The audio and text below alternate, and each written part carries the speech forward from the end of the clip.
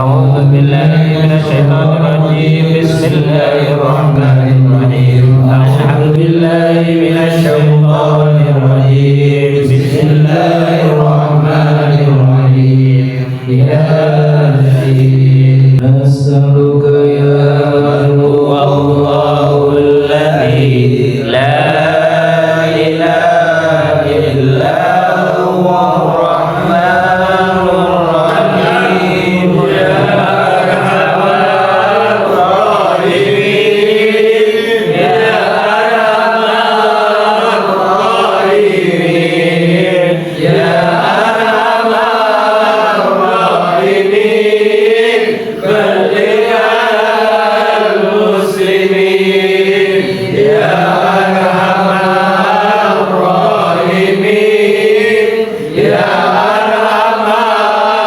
الراحمين يا أرحم الراحمين بلغ المسلمين آمين يا الله آمين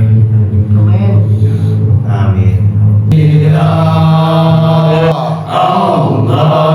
اللهم صل على سيدنا محمد طب القلوب ودوائها وعافيتها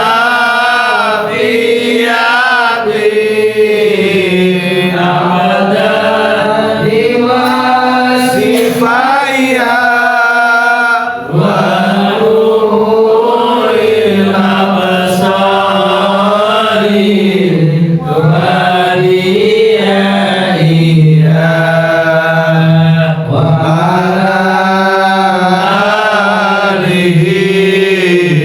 وصحبه وسلم.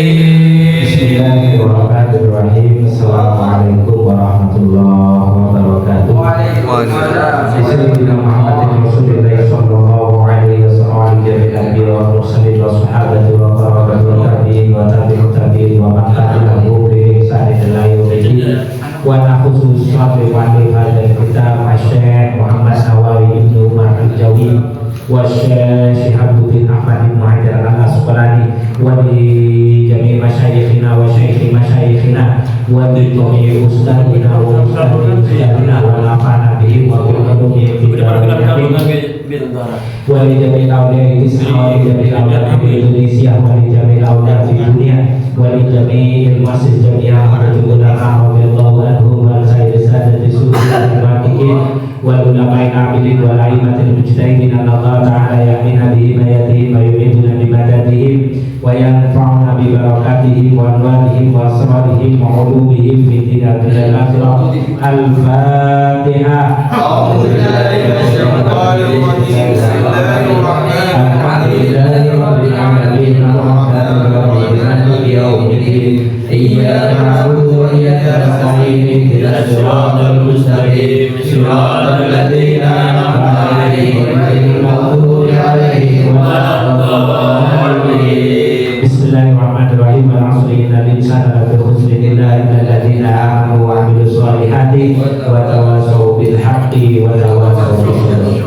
Alhamdulillah, segala puji bagi Allah patut senantiasa kita haturkan karena atas karunia-Nya pada malam hari ini kita dipertemukan kembali di dalam majlis istighosah dan ngaji bareng Rijalul Ansor yang insya Allah ini adalah majlis yang diridhai oleh Allah Subhanahu wa Ta'ala.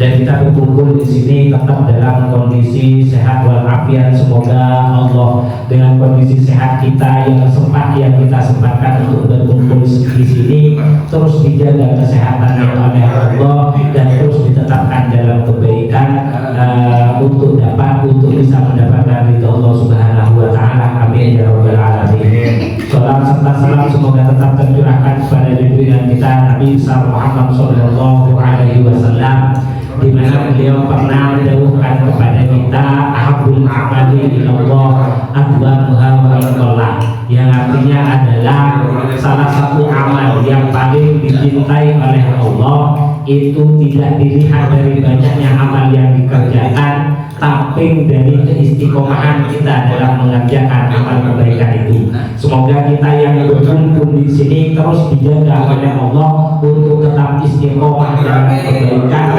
baik itu lewat istighosa atau istiqomah dalam mengikuti pengajian, meskipun kita masih belum diberi kekuatan oleh Allah untuk bisa melaksanakan. Tapi paling tidak ketika kita sudah mau berkumpul di majelis ilmu, insya Allah kita sudah punya satu tiket untuk bisa menggapai surganya Allah Subhanahu wa Ta'ala. Kenapa kok seperti itu? Karena ada dawuhnya Rasulullah juga mengatakan di mana man salaka thariqan yaltamisu bihi ilman salaka thariqal jannati, yang artinya adalah barang siapa yang menempuh sebuah perjalanan dan di dalamnya ada majelis ilmu, maka dia sedang menuju jalannya surganya Allah Subhanahu wa Ta'ala. Surga yang hakikat mungkin nanti di akhirat, tapi paling tidak surga itu gambaran dari kebahagiaan yang dianugerahkan oleh Allah. Maka paling tidak semoga dari setiap kesulitan kita dalam mengarungi kehidupan di dunia ini, Allah senantiasa memberikan solusi dan terus menetapkan kebahagiaan kita, sehingga kita bisa mensyukuri semua nikmat yang telah diberikan oleh Allah Subhanahu wa Ta'ala. Amin Allahumma amin. Baik, sebelum kita lanjutkan kajian kita, yaitu pada makalah yang ke-32 yang akan membahas tentang satu hal yang kadang kita benci, padahal di sisi Allah itu adalah sesuatu yang sangat berharga.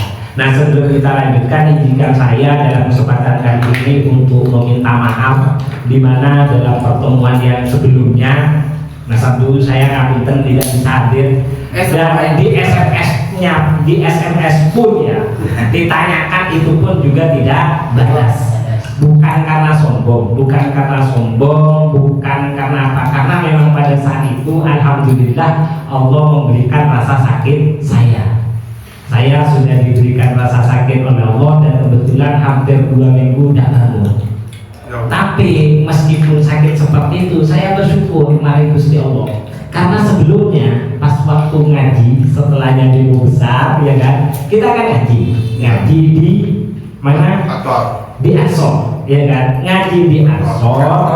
Terus tanpa diperkirakan juga kita ngajinya nyampe di bab di mana bab itu isinya itu adalah doa agar kita tidak berhenti amal kita dalam kejelekan.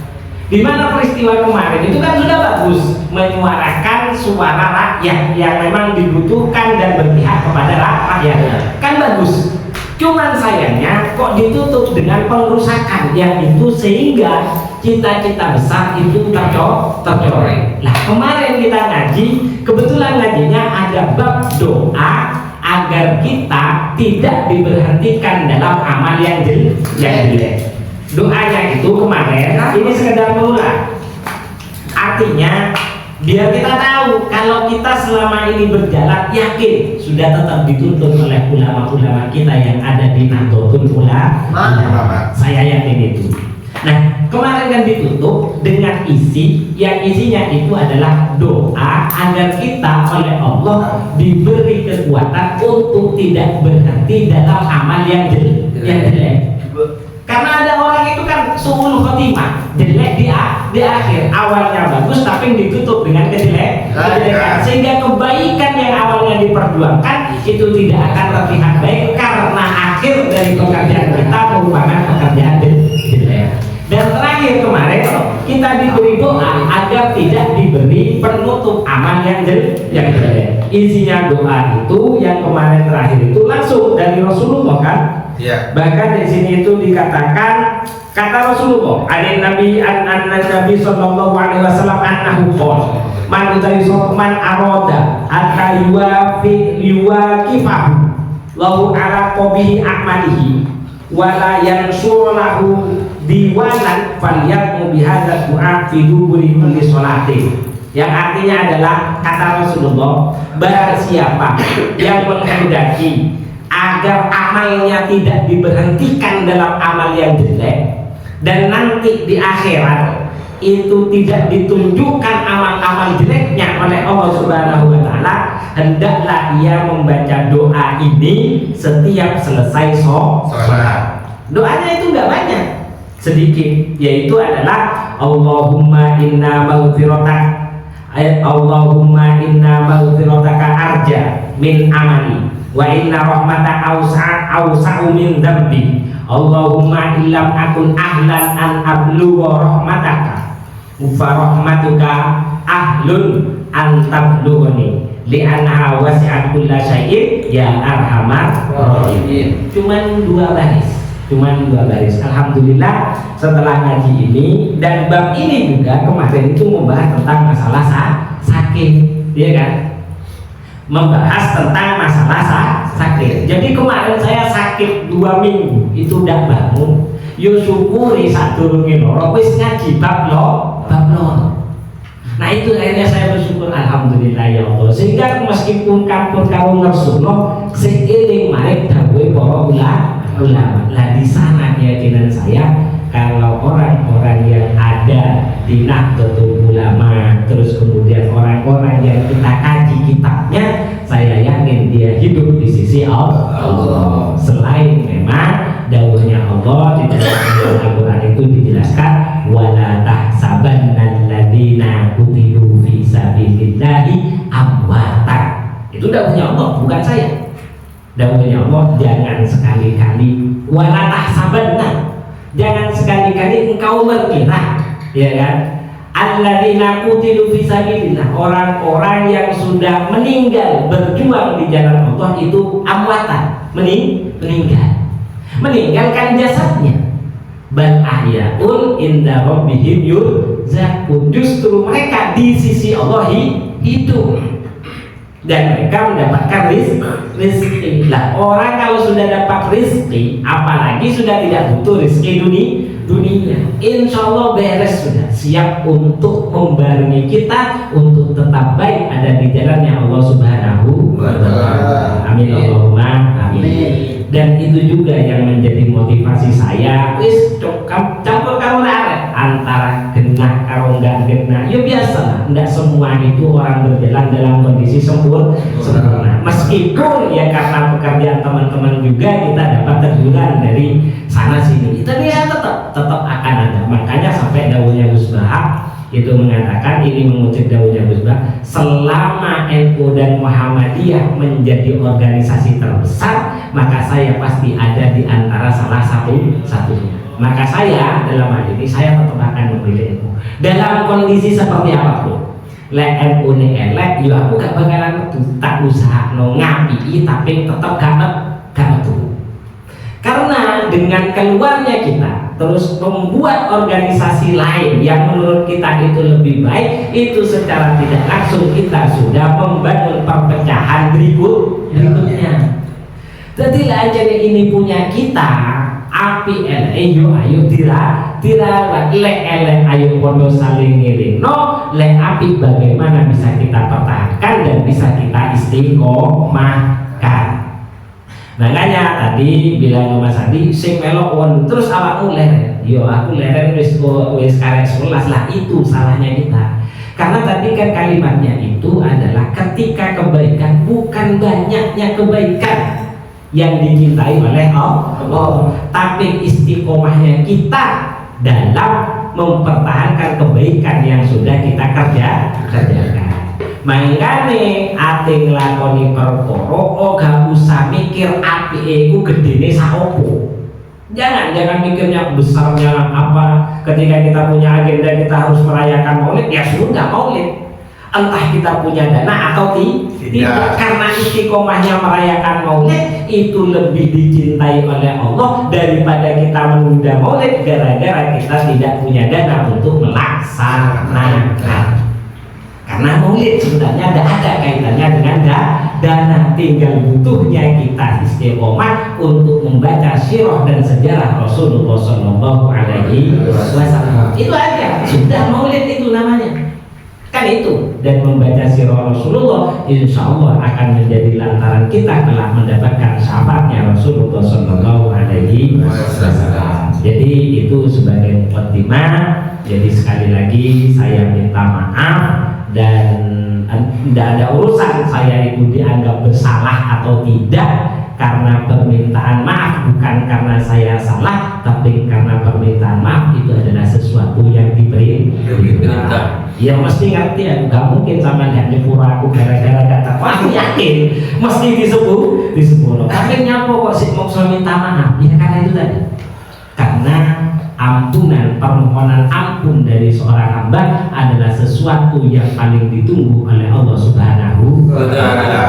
Nah, tidak ada kebanggaan bagi seorang makhluk apabila kita menjadi makhluk yang senantiasa dirindukan oleh Allah. Makanya aku tetap menjaga sepuro. Tetap jaga sepuro. Siji itu pahala, terus nomor loro istighfar iku narik rezeki gitu. Jadi bukan masalah di ngapura utawa ora. Karena kalau orang itu masih minta maaf nunggu dia melakukan salah, maka ampunannya itu ampunan atau permintaan maaf karena pamrihnya jiwa. Artinya keikhlasannya kurang. Jadi istighfar itu ya ono tingkatan sama seperti hanya syukur itu juga ada tingkatan. Itu sebagai mukadimah. Kenapa kok itu harus yang saya sampaikan? Ya tujuannya adalah untuk membangun keyakinan kembali. Aku yakin kalau apa yang sudah kita lakukan lengkap dengan segala kekurangan, itu insya Allah tetap ada lindungan dan pengawasan para masyayikh pendiri Nahdlatul Ulama. Maka nih ayo sing ono tetap dihukumi, yang belum bisa gabung ayo dijadi ya. Yang sudah ada ayo dikokohi, yang belum gabung ayo dijadi. Tidak ada urusan mereka mau ikut lagi atau tidak, mau mereka semangat atau tidak. Tugas kita cuma menyampaikan dan terus mengajak kepada kebaikan. Ya.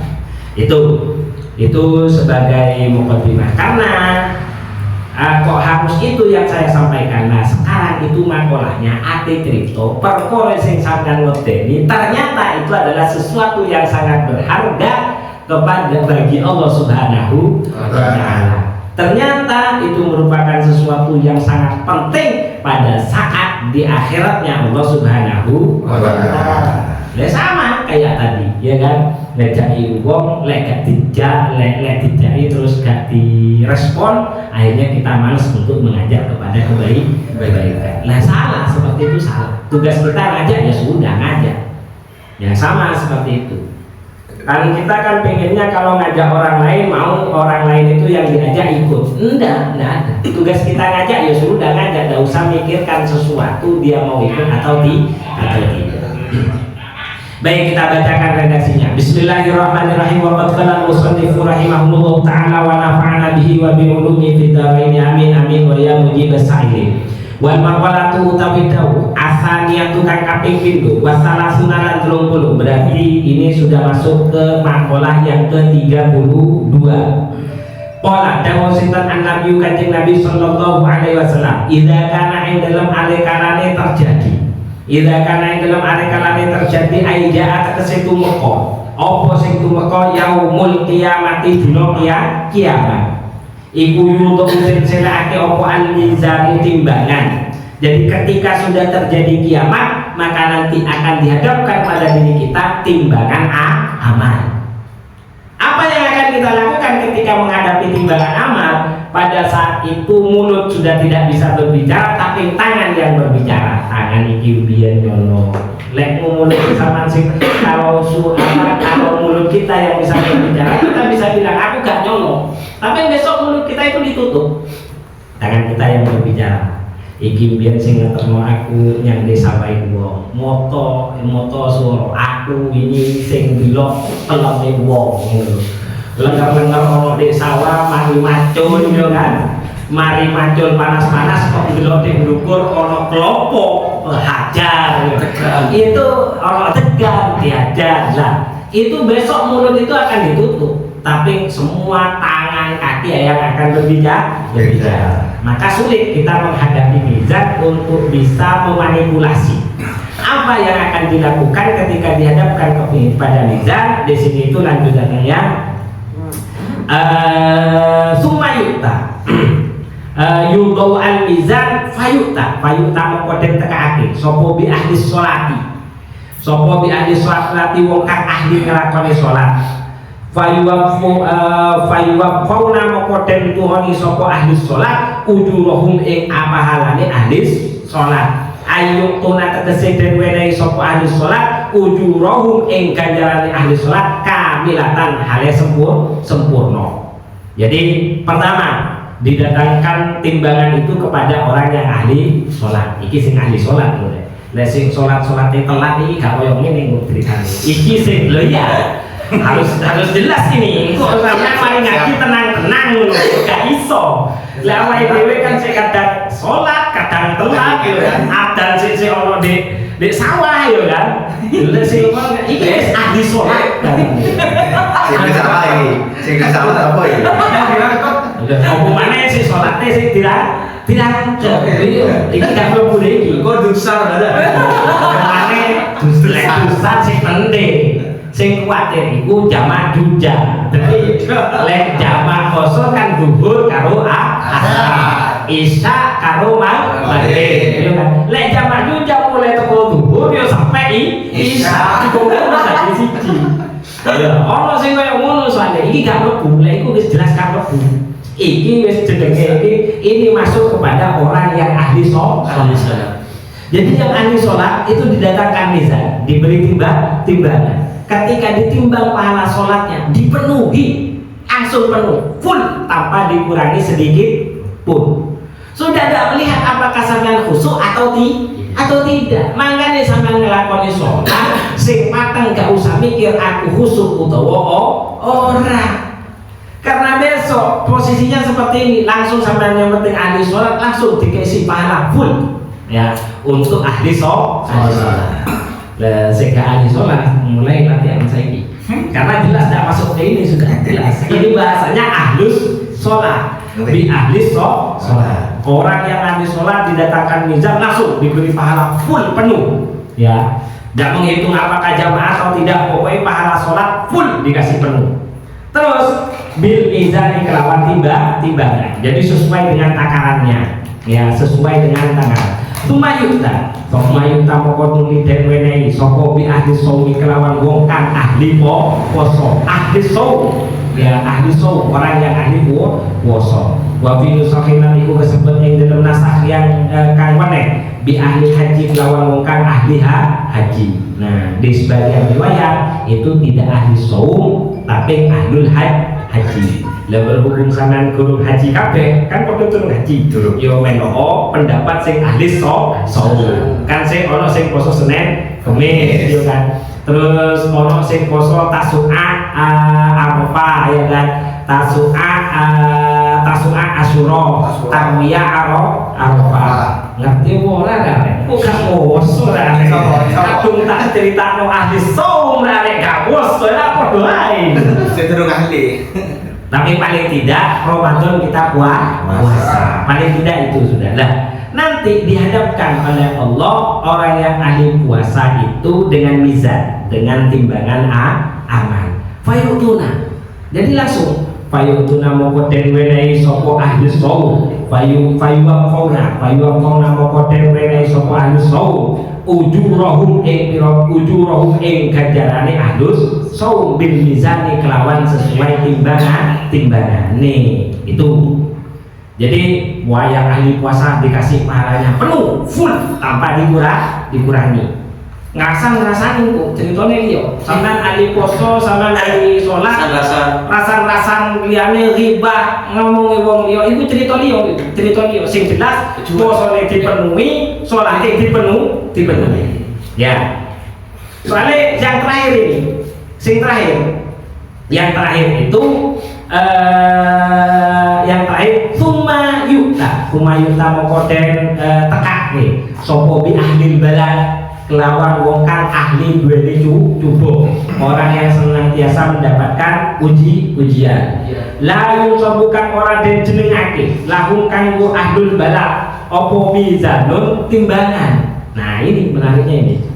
Wala yusabulan ora den gelar lahum kanggo ahlul bala apa diwanun catatan amal ai jari datul hisabi tegese daftar dokumen hisab. Ya.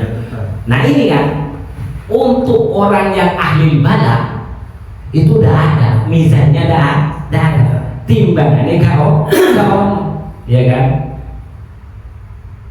Jadi khusus orang yang ahli bala itu timbangannya kau lek orang ahli puasa ada timbangannya, orang ahli sholat ada timbangannya. Tapi orang yang menerima musibah itu tidak akan mendapatkan hisab dan tidak akan mendapatkan timbangan amal. Padahal ujian kalau cukup adalah sesuatu yang paling tidak disukai oleh kita semua yang hadir di sini. Ya benar. Iya. Sampai kudu seneng entuk cukup. Yakin dari dungo sama ya Allah, Allahumma yassir wa la tu'assir. Ya Allah paling gampang aja diparingi sapa. Ya Allah diparingi aja diparingi rugi, diparingi untung. Padahal wong entuk rugi berarti entuk belai. Wong entuk belai iku sesuk gak ono hisab. Tinggal mana yang sampean pilih, pengen mulya di dunya apa mulya di akhirat Gusti Allah. Ayo dipikir. Dipikir lah ini jelas. Itu kan sesuatu yang paling kita takuti. Mulya nang dunya ya akhirat. Lah iso mulya di dunya, mulya di akhirat. Lah piye carane? Satu, ketika kita mendapatkan musibah, kita tidak terlalu fokus dengan musibah, tapi bisa tetap menyempatkan diri untuk mengingat nikmatnya Allah Subhanahu wa Ta'ala. Itu caranya.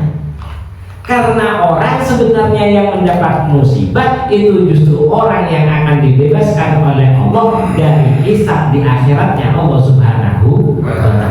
Lek sampean tak teko, sampean pengen diperiksa karo malaikat apa ora? Pengene gak pengen diperiksa. Yo lek gak pengen diperiksa, yo lega lek itu ujian karo musibah. Musibah itu banyak. Bahkan ceritanya Nabi Ayub. Pernah tahu semua ya ceritanya Nabi Ayub kan? Ceritanya Nabi Ayub itu ketika beliau diuji sakit, wakilah itu sakitnya itu adalah sakit tutup kusta, sing ono apa yang ada ulatnya itu apa? Cacar. Cacar. Kan ada ulatnya kan? Itu wakilah itu Nabi Ayub itu ketika mau sholat ulatnya itu dikeluarkan dulu. Wakilah. Ya. Jadi dikeluarkan. Ulatnya dikeluarkan. Setelah sholat, ya kan? Setelah sholat itu dimasukkan lagi.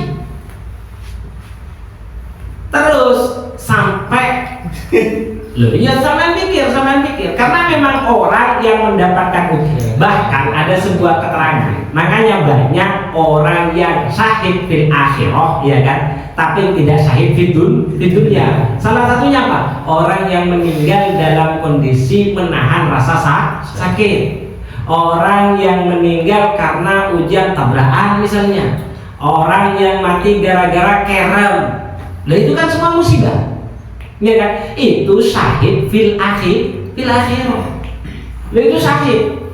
Ya meskipun secara dunia itu tidak kategori syahid. Lah ini kan singkong dengan dawuhnya Rasulullah yang mengatakan kalau orang yang mendapatkan bala itu adalah orang yang akan dibebaskan dari hisab. Jelas ya. Artinya gini, kalau tadi pertanyaannya yang betul tadi pengen bahagia di dunia, pengen bahagia di akhirat. Caranya kayak tadi, semoga kita tetap bisa tenang dan tetap bisa mengingat nikmatnya Tuhan pada saat kita menerima ujian. Karena orang mendapatkan musibah, fokus dengan musibahnya, biasanya itu lupa akan nikmatnya Allah Subhanahu wa Ta'ala. Contoh ya kan, contoh yang lain Contoh yang lain, sakit gigi misalnya kan. Kan kemarin kan ada pembahasan salah satu hal yang kecil tapi dianggap besar oleh semua orang yaitu adalah penyakit. Contohnya sakit gigi. Pasti semua yang ada di rumah kadang ya jadi salah. Ya kan? Anak rami pipi disentaki gara-gara awalnya dewi loro untu. Dia lupa bagiannya anak itu bagian dari nikmatnya Allah Subhanahu wa Ta'ala. Nah itu. Padahal rumus dunia itu tidak ada ujian atau musibah itu mengalahkan nikmat dari Allah Subhanahu wa Ta'ala. Itu rumusnya sudah. Wis mentok-mentok kok wong loro itu tidak akan menghabiskan umur hidupnya. Sampean urip mulai teko cilik sampai umur 40 utawa umur 50. Umur 50 biasanya wis dikai loro-loron karo Gusti Allah. Lah, umur 50 mung loro-loron lagi entuk 2 tahun ya. Aku gak dimaring waras wae.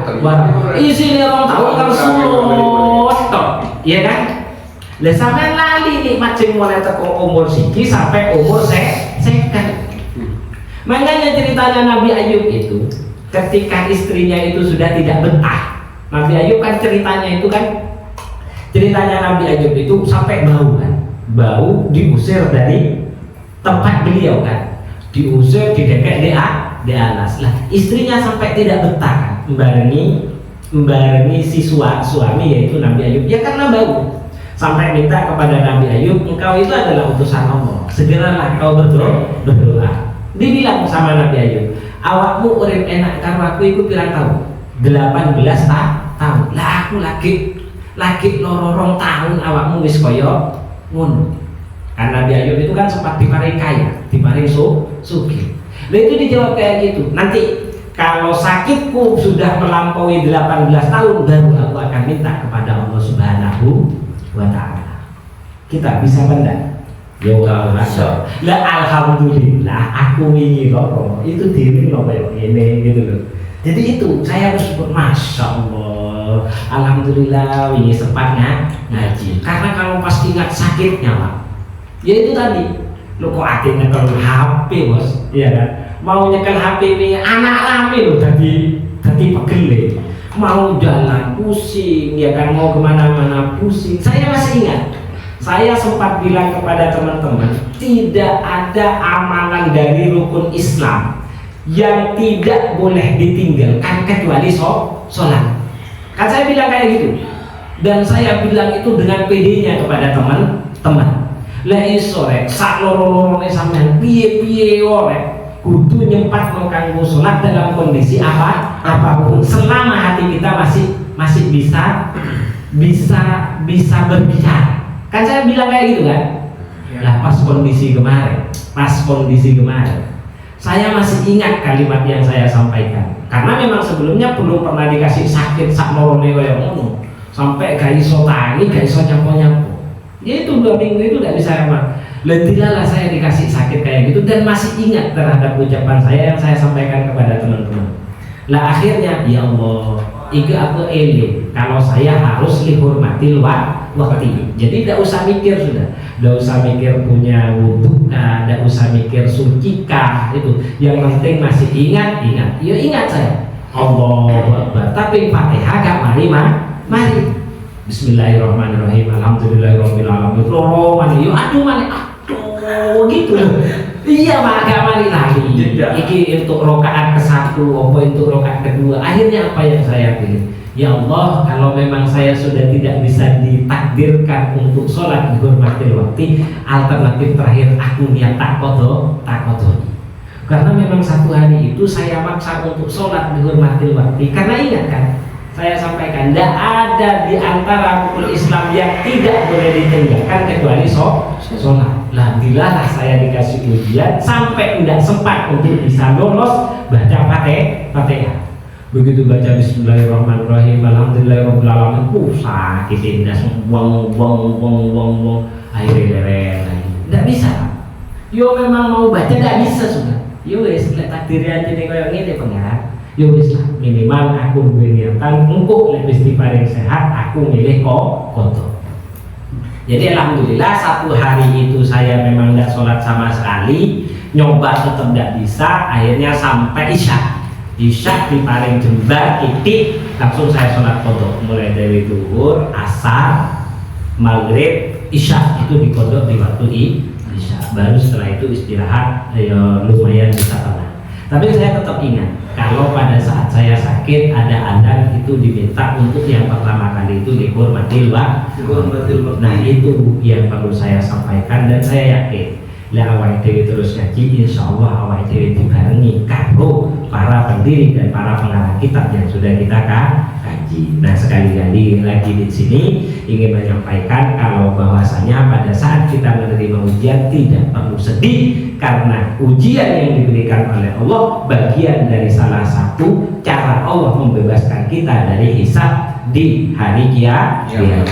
Karena sampai didahulukan kayak gini kan, dia kan sumayutabi ahlul balak la yunsabu lahum mizan, tidak akan ditujukan kepadanya itu adalah timbangan, wala yunsabu lahum diwan, dan catatan amalnya itu sudah tidak berlaku khusus kanggo wong sing kena belaen atau kena ujian. Ai dari datul hisab fayuwafawna moko den tuhoni, fayuwafawna moko den penuhi sapa ahlul balak dan penuhi ujurohum ing ganjarane ahlul balak dewa hisabin, kelawan tanpa hisab, bebas sudah, tidak ada hitungan lagi untuk hitungan amal.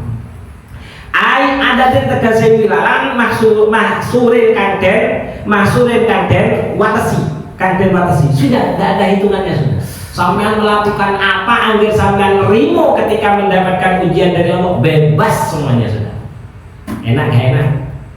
Ya tapi kalau usah jalur loro Pak, kalau usah jalur loro Pak, lek loro kok lali nikmati Gusti Allah sampean dulu, gak usah nih. Cuman intinya ketika menerima ujian, usahakan kita tetap sabar, usahakan kita tetap bisa mengingat nikmatnya Allah Subhanahu wa Ta'ala. Karena memang keistimewaannya kayak gini, fayuwaffawna ujurahum bighairi hisabin ay adadin mahsurin. Orang yang ahlul balak itu langsung diberi pahala penuh oleh Allah tanpa harus dihitung, nggak perlu dihitung maneh, ya kan? Makanya misal sama itu belaen diloi konco, ya kan? Gak cocok gare, wow, nggak usah dikubris. Itu adalah pahala yang akan membebaskan kita dari hisabnya Allah Subhanahu wa Ta'ala. Saking gede nih hatta ya tamanna hingga ngarep-ngarep sapa ahlul afiyah, wong kang ahli sehat. Laukanu lamun ono sapa ahlul afiyah bimanzilatihim iku bimanzilatihim ono ing dalem panggonane ahlul balak. Falau maqul lafat lau iku masdariyatun, lafat lau kang bangsa masdari daya. Maksudnya itu likauni akbar ujurihim, itu kayak gitu. Min kasrati tawabillahi, saking akeh pahalane Gusti Allah Ta'ala halemolu sintallah alaihim ing atase ahlul balak. Sampai orang nanti di hari kiamat, wong yang tidak pernah mendapatkan ujian itu pengen pahalanya orang yang mendapatkan ujian. Makanya besok-besok ya insya Allah kita tetap akan diuji oleh Allah, karena janji Allah. Idza ahabballahu qauman, ketika Allah mencintai sebuah kaum, ibtalahum, maka Allah akan mengujinya. Jadi awal dhewe semua yang ada di sini masih diberikan ujian oleh Allah, entah itu ujian teko bojo, entah itu ujian teko tanaman, entah itu ujian teko dagangan. Kayak sampean ini kan Bayu ya. Alhamdulillah. Oh iya. Kan ceritanya kan ceritanya Pak. Apa mulutan. Cuman sayangnya ini mulutan aku pas teko. Berarti gak ngerti payungnya piye. Jadi kalau kita masih dapat ujian dari istri, masih dapat ujian dari teman, masih ujian dari pekerjaan, masih dapat ujian dari pertanian, apapun itu, ya kan? berbahagialah ya, berbahagialah karena insya Allah kita masuk golongannya umat yang mendapatkan cinta Allah dan cinta Rasulullah. Karena dawuhnya Rasulullah jelas, idza ahabballahu qauman ibtalahum. Ketika Allah sudah mencintai satu kaum, maka ia pasti akan diuji. Dan ujian yang datangnya dari Allah itu adalah sebuah keniscayaan. Titik. Ujian teko Gusti Allah itu keniscayaan. Jadi tidak ada istilahnya sama pengen selamat teko ujiane Gusti Allah. Gak ono. Lelek gak ono gak perlu wedi. Karena sampean wedi yo tetap bakal diuji, sampean gak takut yo juga tetap akan diuji. Cuman bedanya orang takut dengan orang yang siap itu tetap beda dalam menghadapi ujian. Makanya mulai dari detik ini persiapkan diri untuk menerima segala apa yang ditakdirkan oleh Allah Subhanahu wa Ta'ala. Kuncinya ada di sana. Jadi persiapkan diri untuk siap menerima semua hal yang sudah ditakdirkan oleh Allah Subhanahu wa Ta'ala. Baik itu merupakan takdir baik ataupun takdir itu merupakan takdir yang tidak kita senangi. Karena yang baik dan yang buruk pada hakikatnya datangnya dari Allah Subhanahu wa Ta'ala. Kalau kita sadar, kita pegang iman, insya Allah apapun yang akan terjadi kita tetap akan mengembalikan lagi dan meminta kekuatan lagi kepada Allah Subhanahu wa Ta'ala. Makanya dungane Sabtun Al-Ghazi ketika beliau mendapatkan ujian, ya Allah bukan kau ringankan ujianku, tidak. Biarkan ujian itu tetap besar aku terima, tapi aku satu hal yang aku minta kepadamu, beri aku kekuatan untuk menghadapi. Beda sudah, jelas ya. Sudah, meskipun Rasulullah itu juga ngajarkan kepada kita, Rabbi yassir wala tu'assir. Allahumma la sahla illa ma ja'altahu sahla wa anta taj'alul hazna idza syi'ta sahla. Itu doa yang diajarkan Rasulullah agar kita diberikan kemudahan dalam setiap menghadapi ujian. Lho sampeyan ojo tunggu iku, Pak. Kalau nulis ngaji iki, ya. Karena sudah ngaji ini jangan pakai doa itu. Tapi ya Allah qawwini ala salaki tori